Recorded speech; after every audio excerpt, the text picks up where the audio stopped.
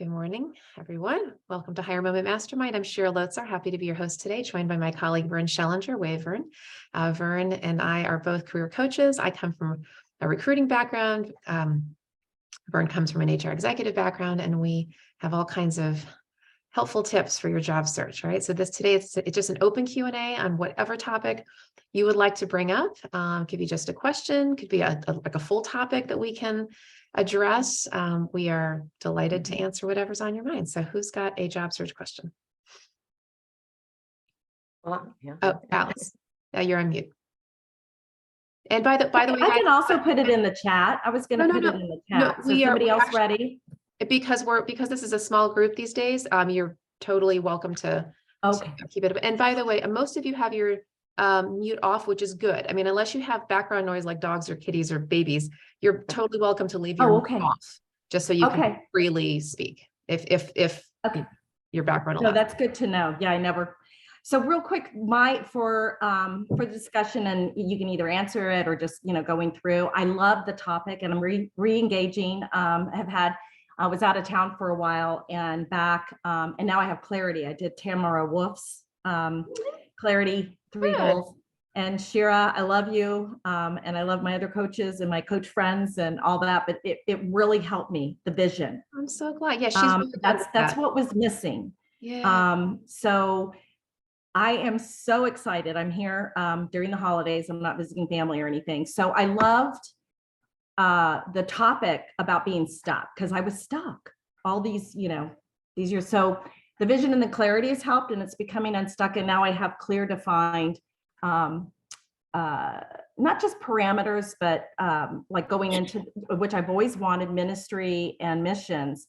But it's just getting unstuck and what's happening in the world of recruiting, any tips or trends that are happening, and continuing that mode of being unstuck. And age is a little bit of a factor, but I'm not going to be concerned about that. But it's approaching my how to discuss on the interviews, because I just learned the resume is the hard skills.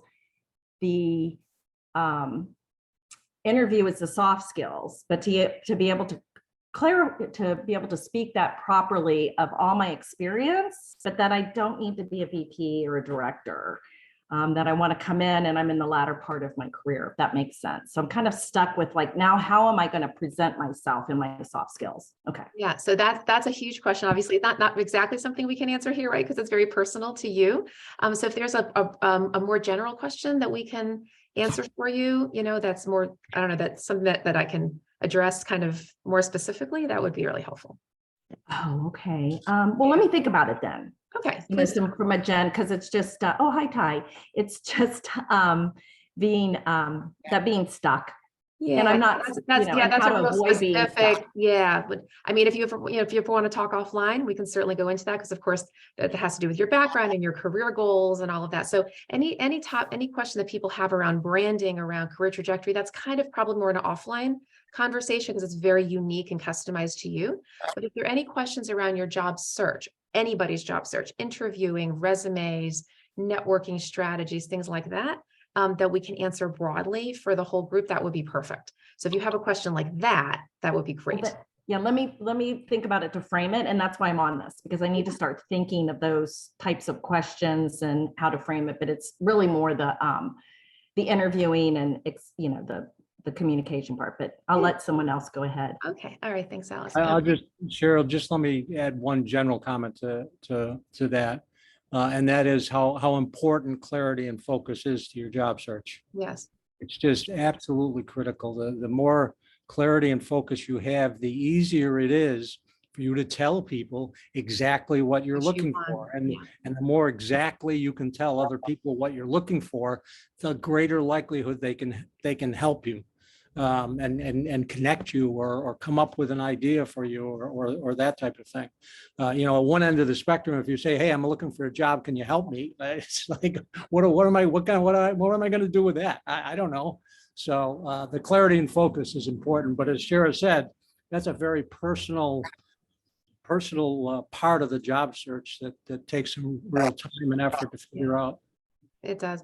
And also, there's somebody on this call, I'm not going to call them out unless they want to raise their hand. There's someone on this call that I just talked with very recently who has two different directions. Okay. There's a little bit of a connection between them, but they're really two different directions. And this person's struggling a little bit with where to brand, right? Because this person has been in one path for a number of years ago was in this other path, wants to go back to this other path, but has some challenges with that. And so this is not uncommon. There are absolutely people who find that for whatever reason, they want to go in two different directions. And how do you brand yourself? Again, it's a very personal thing. Not that I can give advice exactly, but what I can say is that to Vern's point, the more clear you can be, the easier it is for people to help you, right? If there's one specific route, it's a lot easier than having two or three, okay? For your LinkedIn profile, for your networking, for your elevator pitch, for how you vet opportunities. And if you have, like the person I'm referring to, has a passion to go back to this other lane, okay? And so if that's really the passion, that's something this person, and I told them this, may really want to consider, because if that's where your heart is, that's where your heart is. If you're going to default to this other thing, well, that's maybe a stopgap job, but then your heart's really going to be over here. So really figure out what you want to do, who you want to be, who you want to serve, the impact that you want to make. It's okay, in fact, a very good thing to have a focus, and may I even say narrow your search. I know a lot of job seekers who come to me over the years are like, yeah, but I don't want to cut myself off from other opportunities. The thing that I always like to say to people is that employers like to hire specialists, not generalists. Specialists, not generalists. If you have a leaky faucet, you're going to go to the plumber, not the general handyman, unless the general handyman's all you got, but you're really going to go seek a plumber first. You want a specialist. Okay. And I get that. So to be clear, I applied for the Museum of the Bible. That would be my ideal job. I just finally went there for an event. They have a group sales manager position.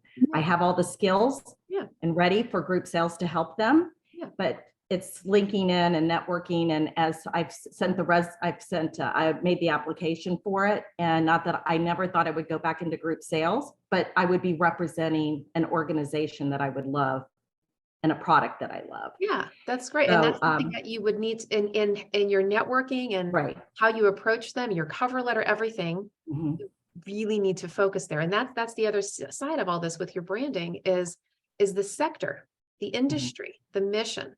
It's different than your profession. It's what I call the difference between your lane and your community. Your lane is what you do. Your community is who you do it for. They are two different things. Let me say that again. They are two different things. For you, they seem like one and the same, but they're not from the mind of the employer. What you do is the function, it's the role. I'm going to do sales. I'm going to do marketing. I'm going to do human resources. I'm going to do accounting, whatever it is. The sector that you do it for often matters to the employer. That sector is financial services. That sector is higher education. That sector is the government. That sector is associations, whatever it is. Oftentimes, employers are looking for both. They want to know that you can do the job, but do you have the industry experience? Because when you have the industry experience, you understand the challenges that keep the sector up at night.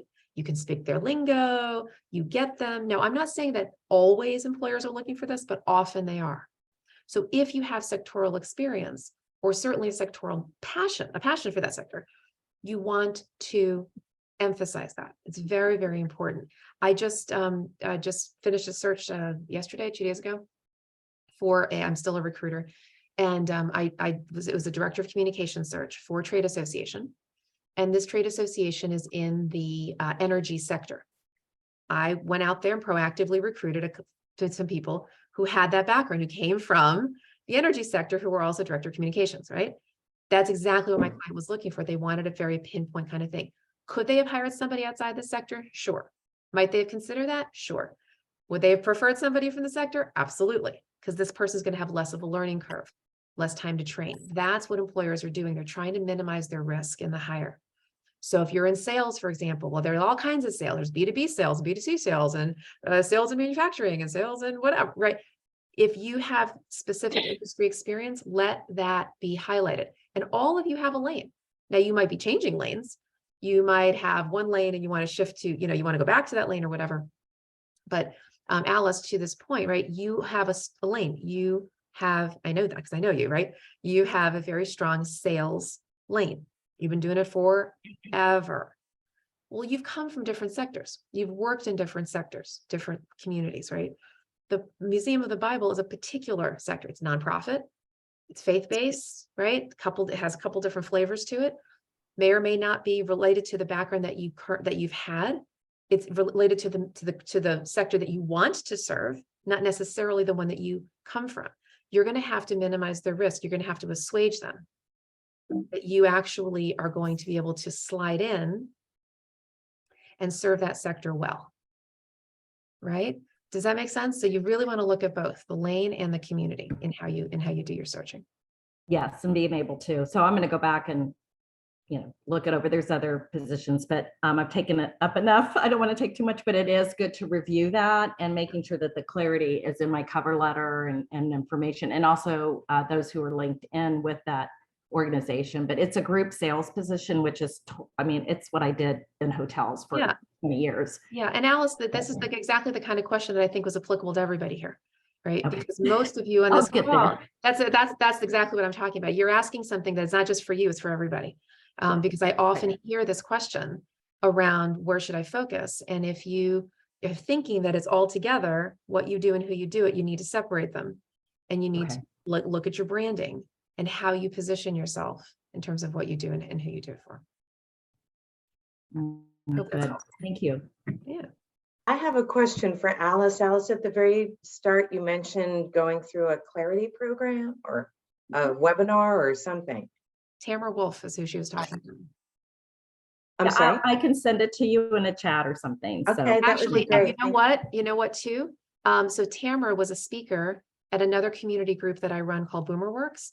And I'm going to go, yep, she was. Okay. And I'm going to, we have her recorded. And I'm just going to really quickly, yep. There you go, Shira. Yep. Yeah. So I'm going to look her up here. I think, give me 1 second. Because I would like to see. Here it is. So I'm going to, things. I'm going to put her, excuse me. All right, let me show you. Let me put this in the chat. Thank you. Okay, so, all right, so but let me show you where I'm taking you. So I'm taking you to this page.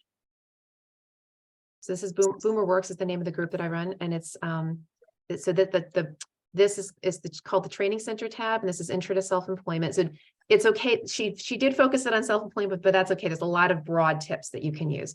If you go down here, okay, so even though, yes, there's a self-employment flavor, a lot of good general stuff here, and you can go to that video. So that's Tamara Wolf. Terrific. Thank you. She talks about the neuroscience behind the whole thing.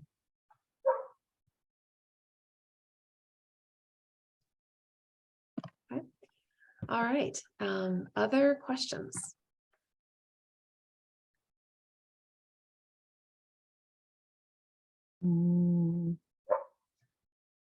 As it snows outside. Our first snow. Well, we have the opposite. I'm in South Florida and it's about 74 degrees. Sorry. Yeah. All right. Vern can join you in that. Vern lives in Naples. Oh, Naples, nice. Yeah, I'm in Fredericksburg, just south of where I live in Alexandria, and it just blew through. It's sunny, but it dropped like to 20 degrees, 30, 20. So it's okay. But just everybody to be safe and watch the overpasses. That's right. So any other questions? Steve, you're always good for questions. Well, thank you, and good morning to everybody that I don't already know. Not really a question per se, but we were having that conversation last week about the difference between information gathered or observable between a recruiter, talent acquisition professional's process and how they're engaging for you and the employer themselves and kind of what they're after. And I can report back that on the on-site interview I had this week, that was definitely good to keep in mind, because some of the prep that I did and information I got based on the recruiter's experience wasn't completely accurate for the type of interview I had. It was very good. It was somewhat conversational, but the hiring manager was very low key, very soft spoken, which isn't to say timid or anything like that, but it was a very different environment than what the recruiter had given me their impression of. And it was good. I won't take up a lot of time with the details of it, but I then went back to the career recruiter and I said it was a good call. But let me ask you this: have you ever been in a room with this particular client? I mean, actually in the room at a meeting? And her response was no.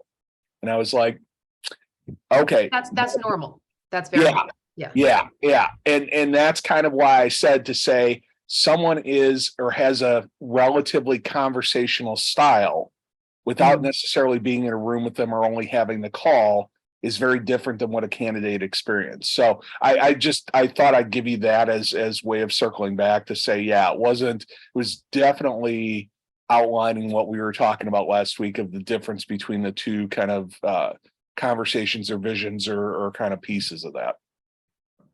Yeah, and we were talking last week about recruiters and such, and managing expectations around what it means to engage with a recruiter. There's all kinds of recruiters out there.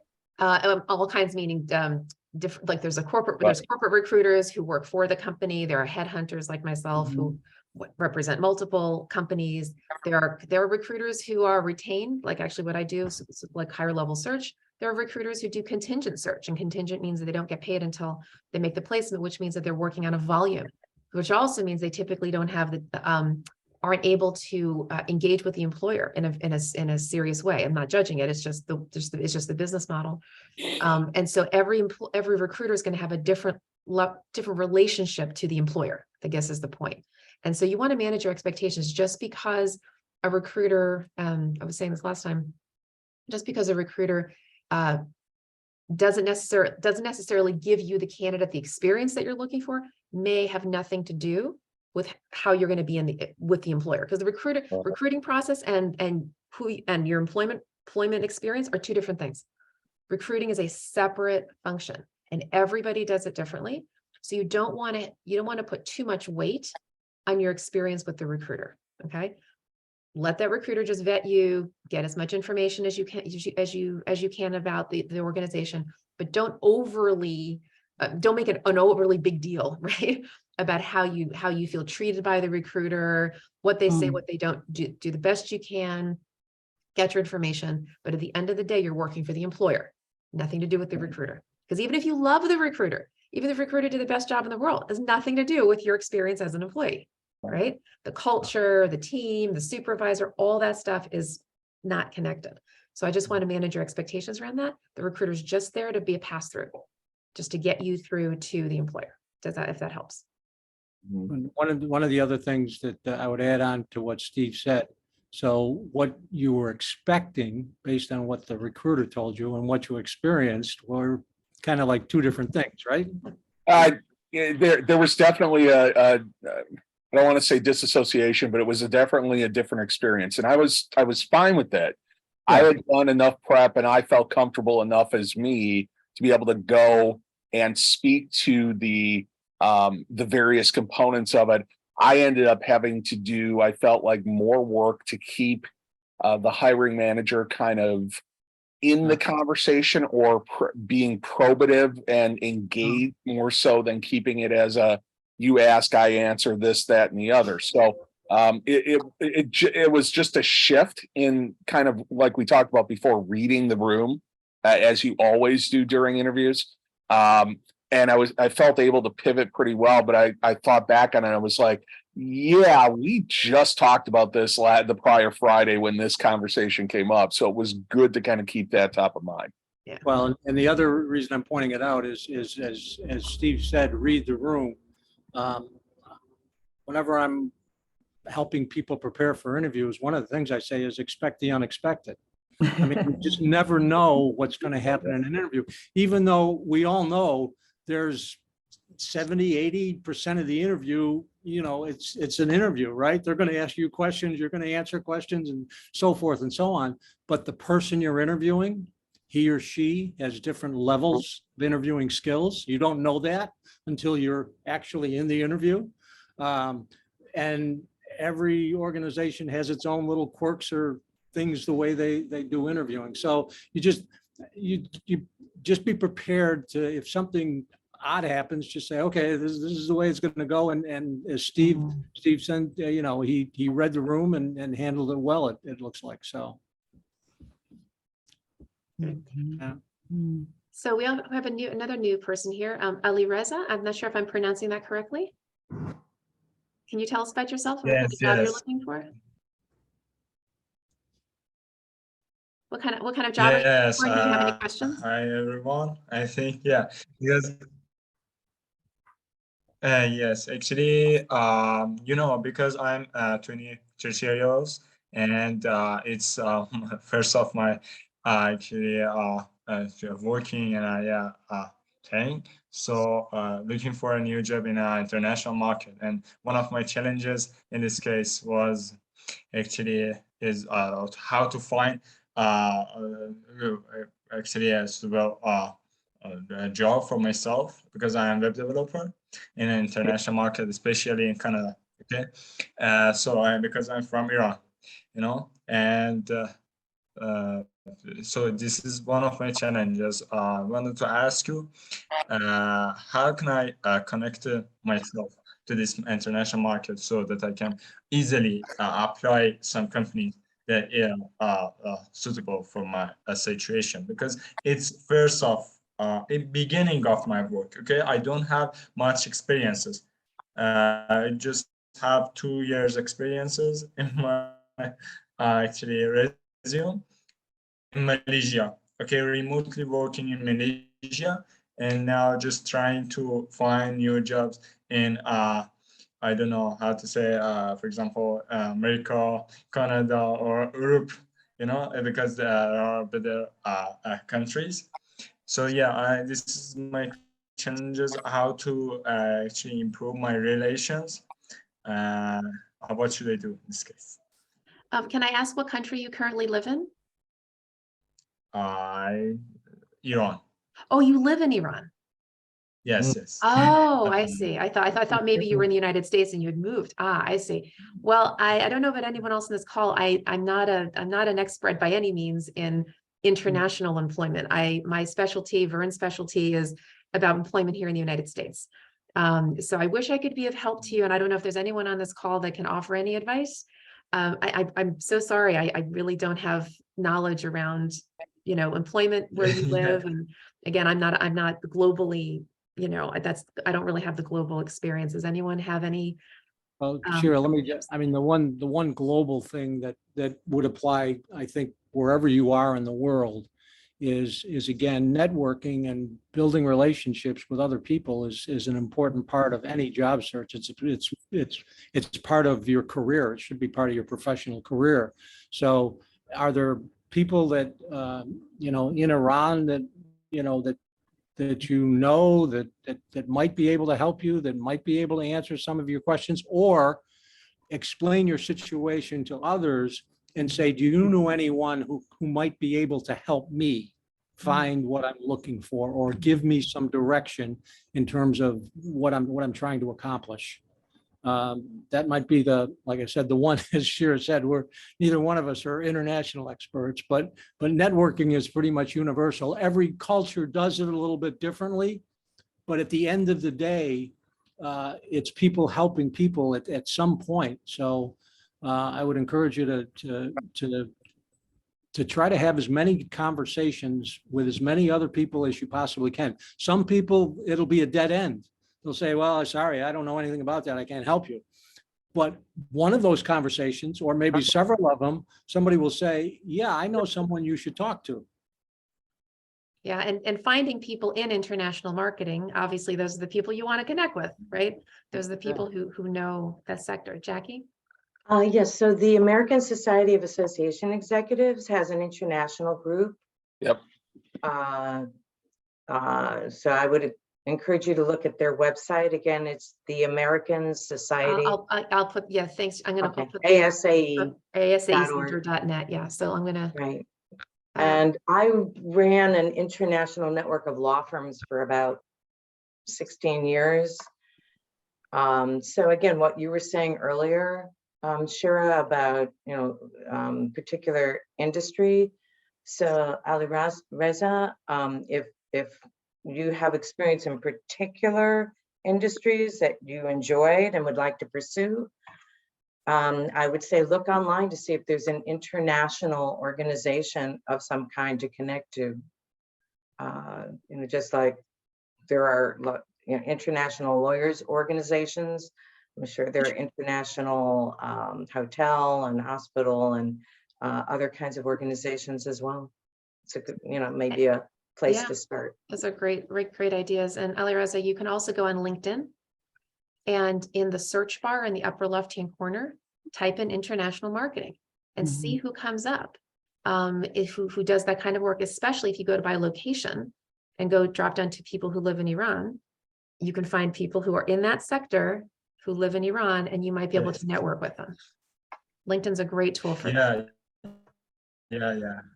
Especially, I actually tried this way. Despite that, it was really hard because most of them don't answer you and they don't accept your, for example, requests or something like that in LinkedIn. But yeah, I'm trying to find other website like LinkedIn or other organization that I can join them. Yeah, exactly. And also LinkedIn groups. Thank you so much. Yes. Yeah, LinkedIn groups as well. I'm trying to. LinkedIn has groups.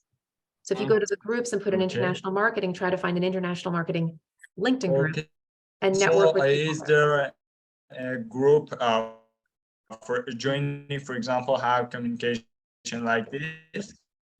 So a group like this, well, if you go to Meetup, like I think this is probably how you found us, right? On Meetup. I was curious how he found this group too. That's a good question. Did you find this group on Meetup?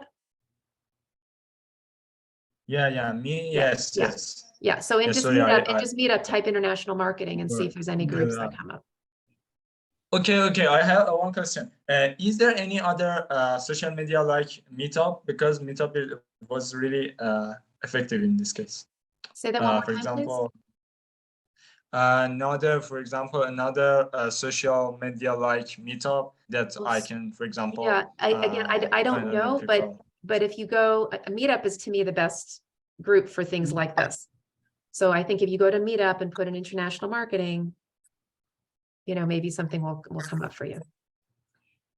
And often in those Meetup groups, they will list other organizations that they're part of. So you've got to really fine tune. And what is your marketing? Are you marketing yourself as a social media type person? Or are you representing a product? Because I was involved with the Turkish organization where they had branding reps in the United States, and I'm still connected with them. So, there's fine tuning. What, marketing is so broad. Is it Alice, would you consider having an offline conversation, Alireza? So Alice, why don't you put your email address in the chat and maybe the two of you can connect. Sounds like you've got some specific advice for him, which is great. Great. All right. We get all kinds of people from all kinds of backgrounds here. It's fun. All right. So who else has a question we can address?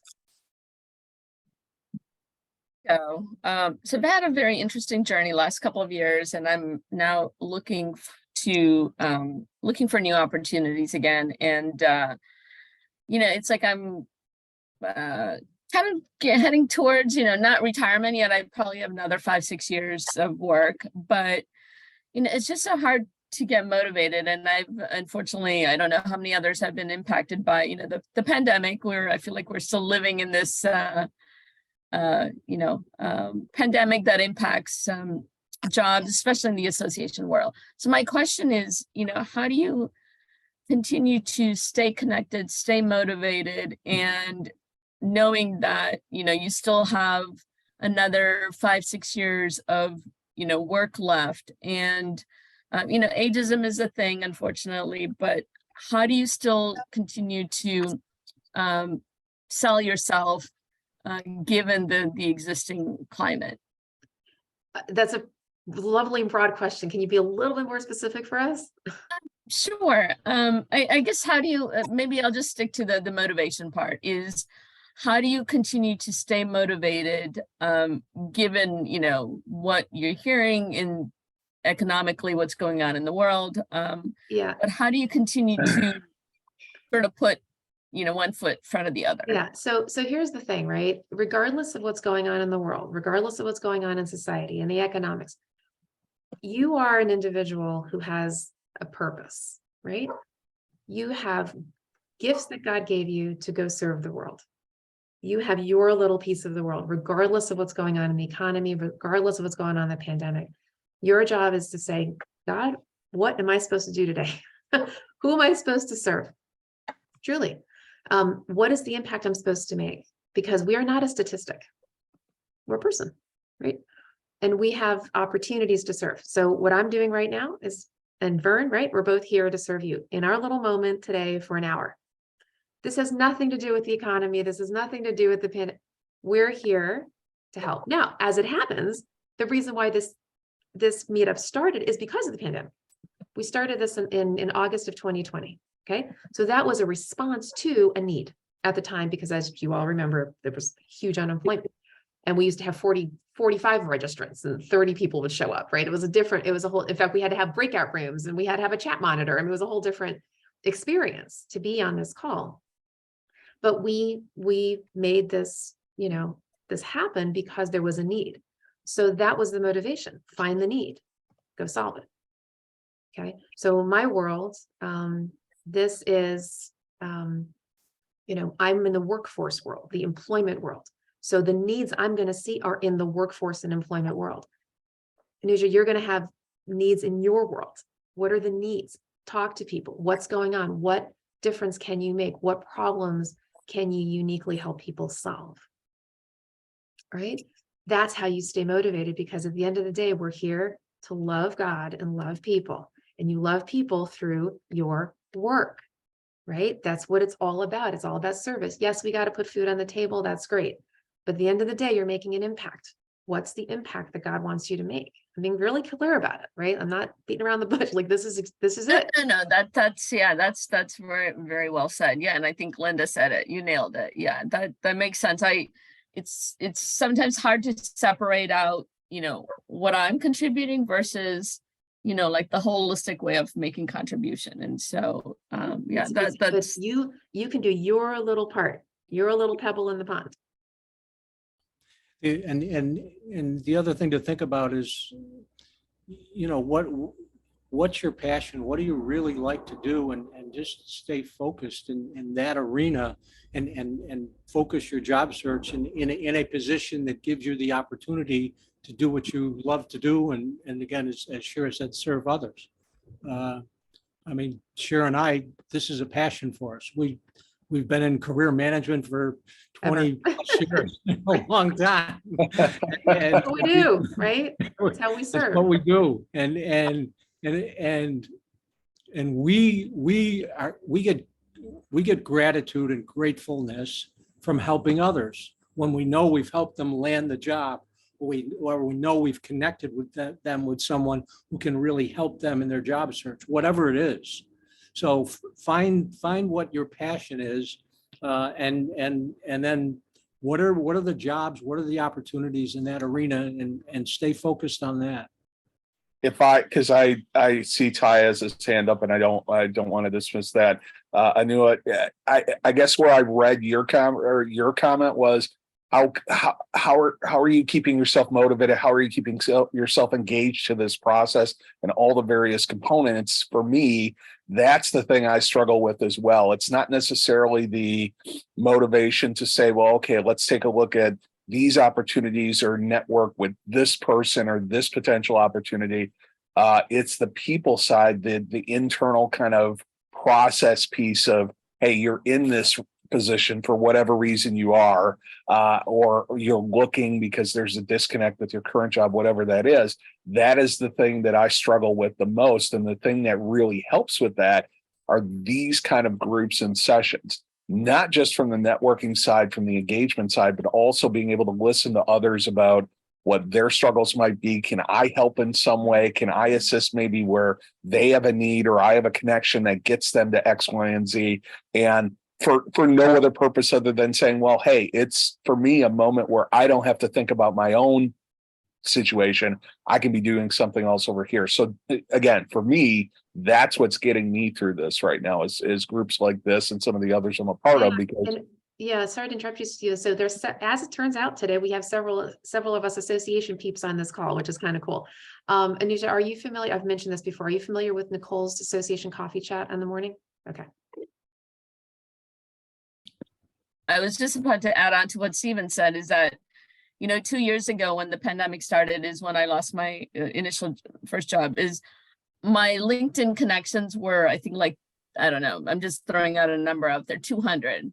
Fast forward now, and it's doubled, if not more. And so one of the ones was Coffee Chat that I joined. And so I met so many amazing people that, and Stephen, you're right. It's that I think there are so many people that are struggling in other ways, may not necessarily be job, could be, other things that they're dealing with. And I think finding that safe space like this group has really helped to tell your story, but also I think there's way where you can write your own narrative, because you have this own vision of this is what happened to me, but how do you turn that into more of a positive? And I think talking in groups like this certainly does help to change your whole mind frame. Even share the question I asked earlier, it's like, what's a contribution I can make, right?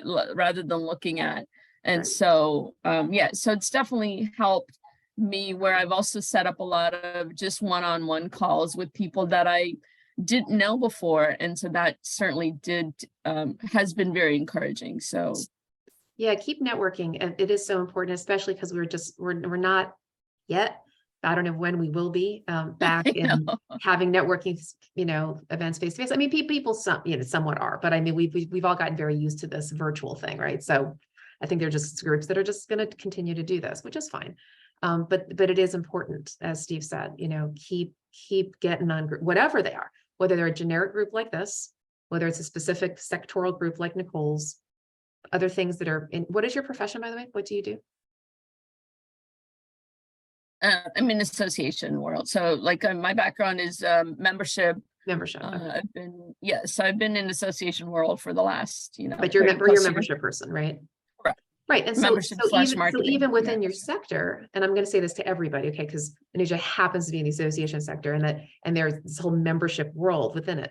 So her lane is membership, but her sector is associations. Even within the membership community, right? And are you on Collaborate? Yeah. Okay, right. And there's the whole membership section. So you could even, I don't know if there's such a group that exists right now, you can pull together membership professionals. You can arrange a group just like this. Go offline, go off of ASCE. I do it all the time. I've got, a group that I run, for a certain sector. So a certain segment. So make sure that you are connecting with your colleagues. Membership people have membership challenges. Marketing people have marketing challenges. Sales people have sales challenges. And there are these, what's called affinity groups that you can join, you can create, bring people together to solve challenges together. I have an association CEO roundtable that I've been running for many years. Well, association CEOs have certain sets of challenges that are unique to them. We come together every other month and we talk about those challenges. And it's a collegial environment. They're not just association people, they are CEOs, they're specific.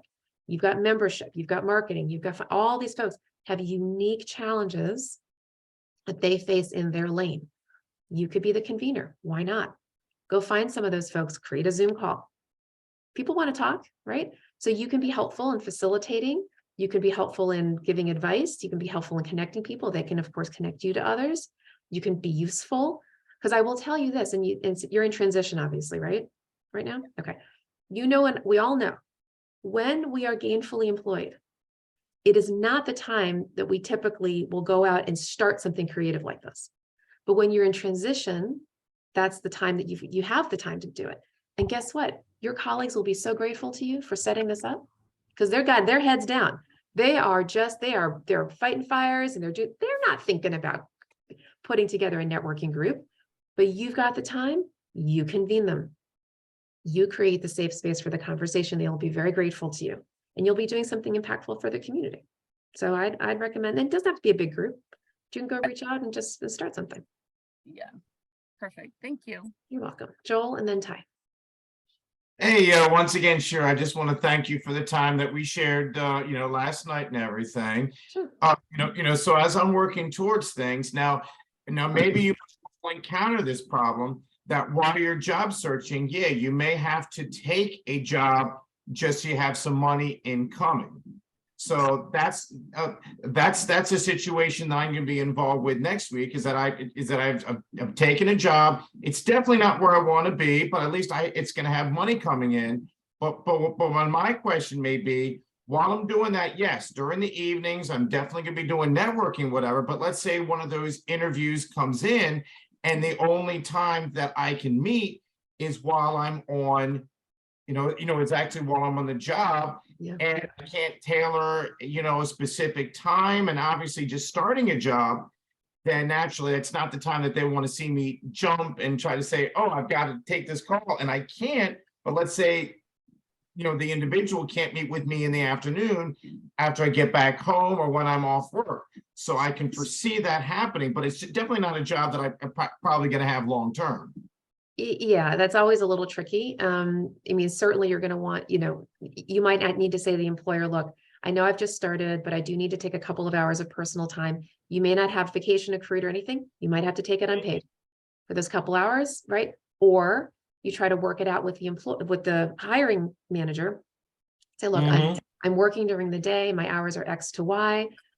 And is there any possibility that we can meet after hours? A lot of people will say yes. They understand. They're interviewing gainfully employed people all the time. Can we meet at 5 o'clock? Can we meet at 8 a.m.? Can we meet at whatever? I don't know what your hours are going to be, but right, figuring out a time that is off hours, it's very, very common. A lot of employers are flexible for that because they understand. They themselves are working, right? And they may not be able to get off. And Right. if you've made it to the point of being selected to be interviewed, I mean, it starts up here, big funnel, and now, the employer's narrowed it down to 3, 5, 8 people, whatever it is. More than likely, the employer is going to say, okay, this is somebody we really do want to talk to. They'll try to be as amenable as possible to, scheduling something for you. Yeah. So, Possibly, but like I said, it's just, these are Worst case scenario, you just might have to take unpaid time off. Yeah. And hopefully you're not going to get it. I don't think you're going to get an interview every day, right? But once in a Right. while, you might need to just take a couple, or at least say, look, schedule the interview for the morning so that you can come in late, or schedule at the end of the day so you can leave early. So maybe it's a little less disruptive. And then- if I can jump in, it's just being positive. Oh, he's fine.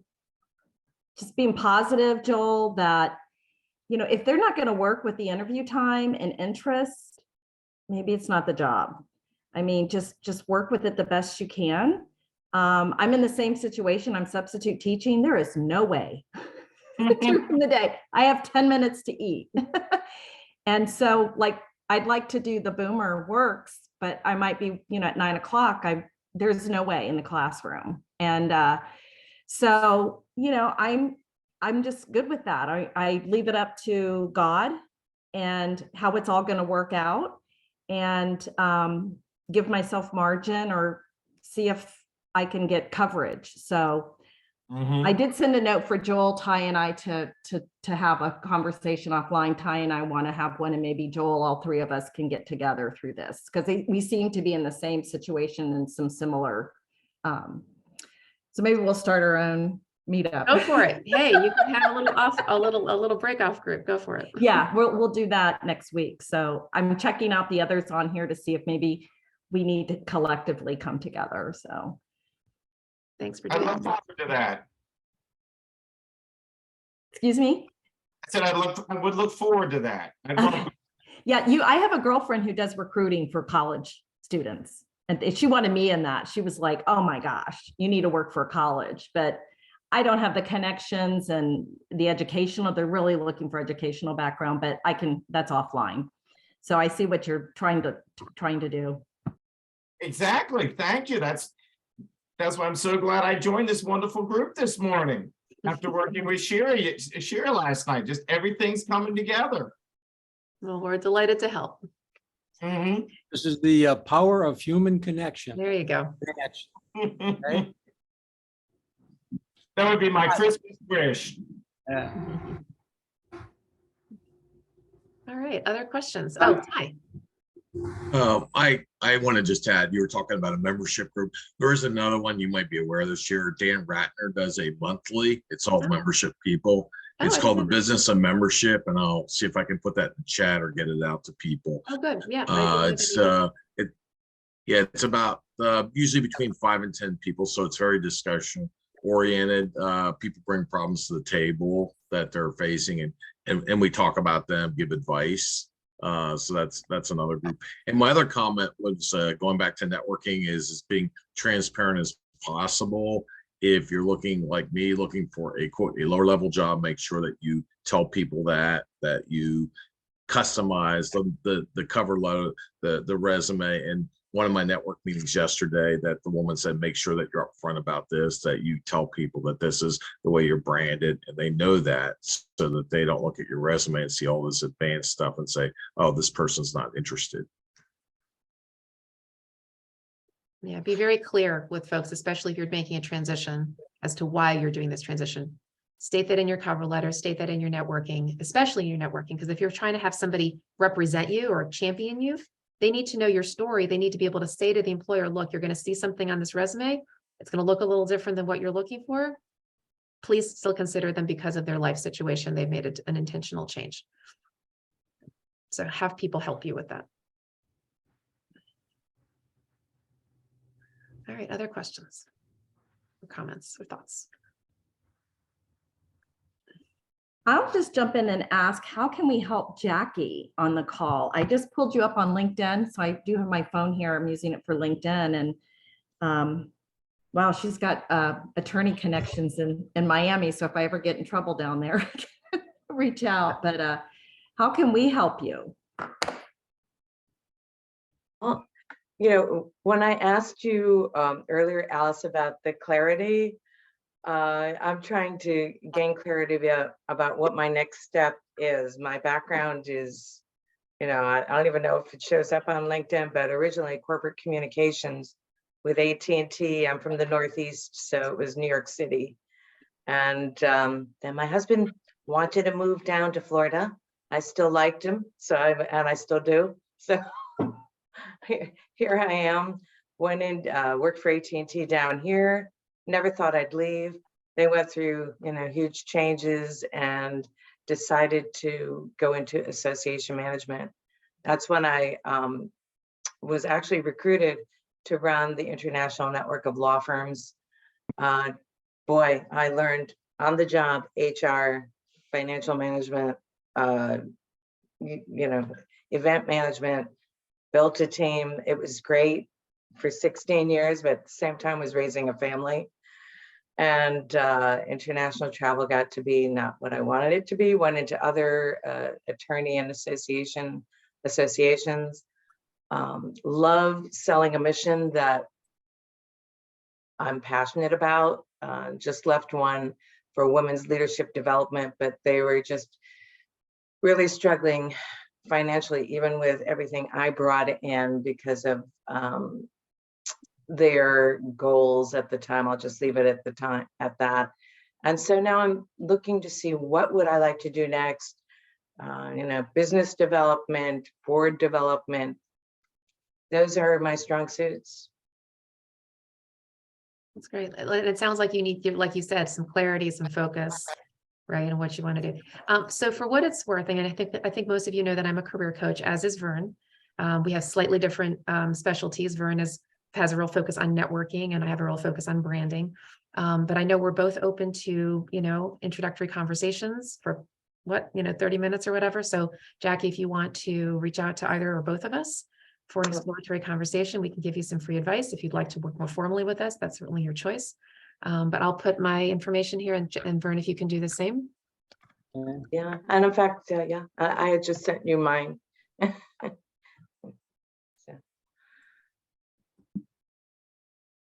So yeah, maybe you could benefit from some, one-on-one conversation.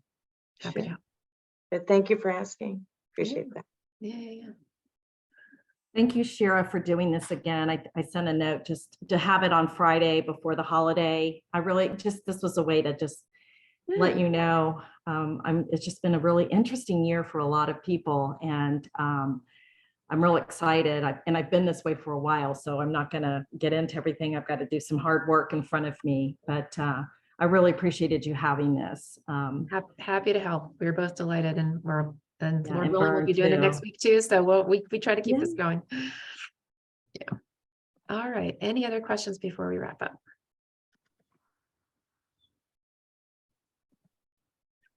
All right. Well, we'll wrap up a few minutes early today. For those of you who would like to stay on for the prayer call that I host right after this meeting, you're certainly welcome to do that. And then for anyone else, we are welcome. We look forward to seeing you the day before New Year's Eve. The next holiday. Merry Where do we Christmas. find the Happy recording Hanukkah. link, Shira? Yeah, I'm gonna end the recording now. Merry Christmas, everyone.